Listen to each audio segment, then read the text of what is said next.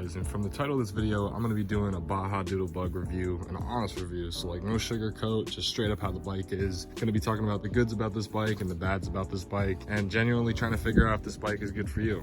So how this is going to work is I'm going to do it in sections. So I'm going to start off with the middle of the bike, starting with the engine, then the seat, foot peg placement, and then move on to other sides of the bike. We're going to be starting off with this engine, which is a 97cc little engine. It doesn't have a lot of torque. It's really fucking slow. If you give it time to build up speed, I was able to get it to 25 miles an hour. And it also has a lot to do with your gear ratios. So clutch size and your sprocket size. It does have a pretty decent sized sprocket on there, so it wouldn't really give you a top speed with that sprocket on there. But yeah, it's a good little engine. For a kid, it's perfect. It's the right amount of speed. I can see somebody getting bored of this engine really quick. You could just swap a Predator 212 in that and be happy. So obviously you got your gas tank here. You got this little baby carburetor over here with a little air filter. And then you have this little small exhaust with a guard. The guard doesn't really help. It gets pretty fucking hot too. So this is the other side of the engine. You can see it says Baja. It's kind of ripped off, but it says 97cc. So yeah, it's a small little engine. So if you're wondering how these engines actually are able to drive, they use a centrifugal clutch just like this. So if you're buying one off of Facebook Marketplace or Let Go or something like that, there's a good chance that they're already gonna come with a centrifugal clutch. But if not, you can just order one off of Amazon. They're super cheap. I think I got mine for like 15 bucks, but do beware. The clutches do wear out pretty often, and you'll be able to tell when they wear out because they'll start making like a scratchy, squeaky noise kinda. So you'll know when it's time to replace the clutch. So now if you're wondering about oil, like which oil to use, I usually just run Napa 10W30 in these, and you want to change them out often. You know, you don't want to let the oil sit, especially if you're riding these for a long time. You know, you want to frequently change out the oil. It's not like a car. You don't want to just let it sit there and keep running it and keep running it. You want to get used to frequently changing the oil, but I like to go with Napa 10W30. So real quick, I'm going to start it up so you can hear how it sounds and kind of see how the motor acts.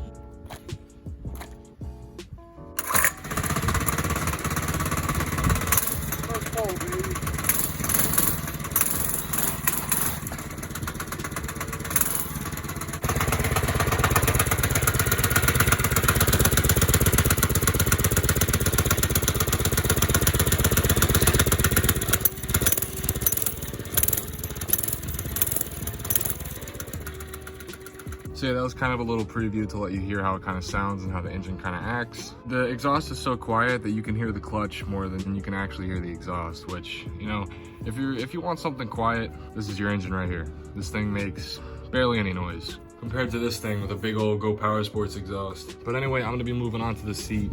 So I don't actually know if this is the original seat because usually they say Baja Motorsports on the back, like this one does right here. But honestly, I'm really not sure because it's really wonky. If you saw my other video where I actually showed the new bike that I got, you can see how this piece is sticking out here.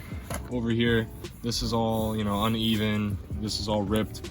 So I don't know if the previous owner put this new seat on or if this is the original seat just gone to shit. I really don't know. If it is the original seat, it's very comfortable, even for these little rips and shit. It's not dry rotted. It's actually really comfortable to sit on. So you can see you kind of get this column row seat, unlike the Massimos where they have kind of like the fat boy tractor seat. You just kind of get a column here. But yeah, there's not really that much to talk about the seat. It's a pretty comfortable seat.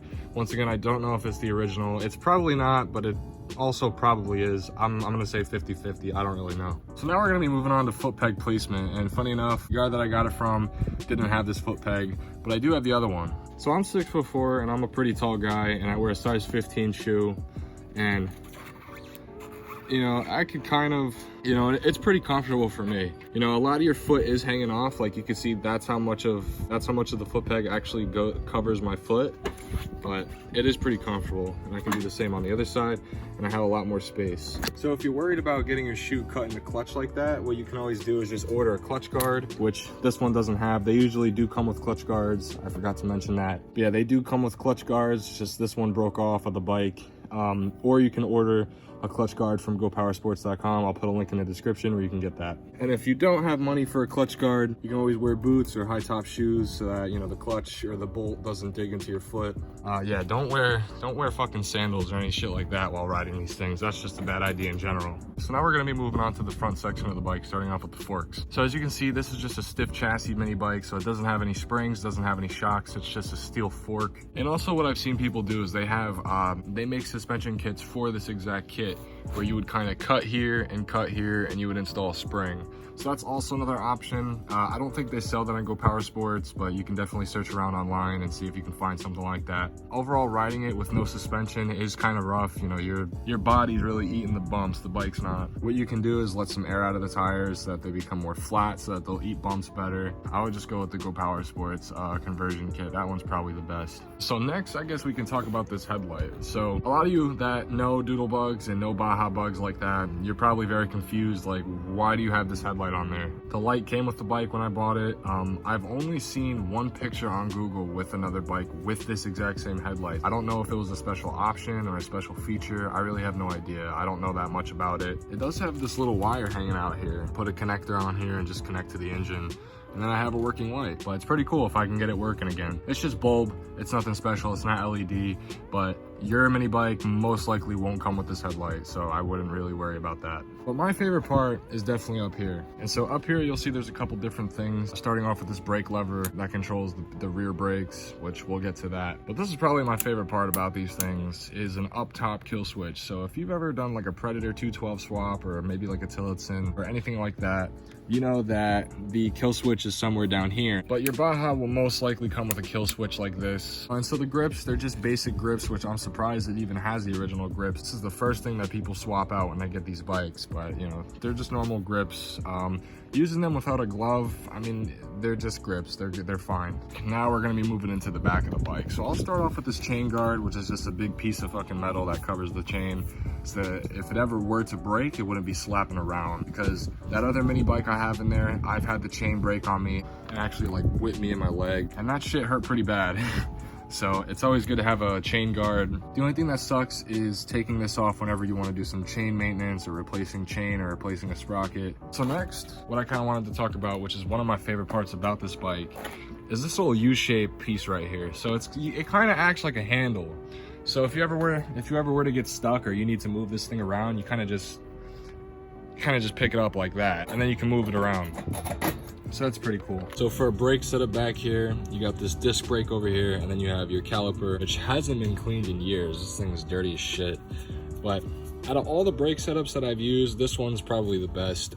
Drums, the problem with drum brakes is they often wear down easy, and then they begin to squeak once they get really old.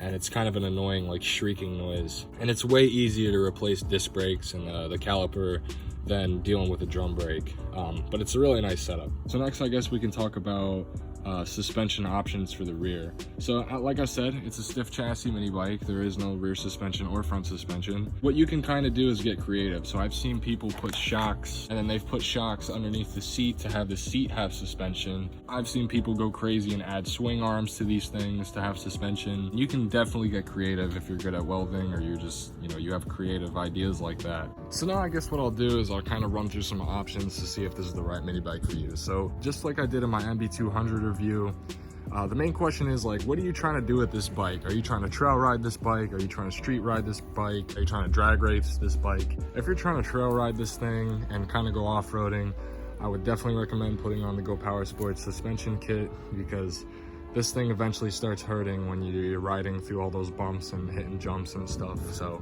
definitely recommend the front suspension kit. You know, there's a lot of aftermarket support for these things, unlike some like really old mini bikes or some super new mini bikes. This thing has been around long enough to where, like I said, there's enough aftermarket support. But yeah, that was the review. Hopefully this kind of helped you out deciding whether or not you actually wanted this bike, or figuring out what you're gonna get before you actually buy one. Anyway, if you enjoyed the video, please like, comment, subscribe, and I'll see you later.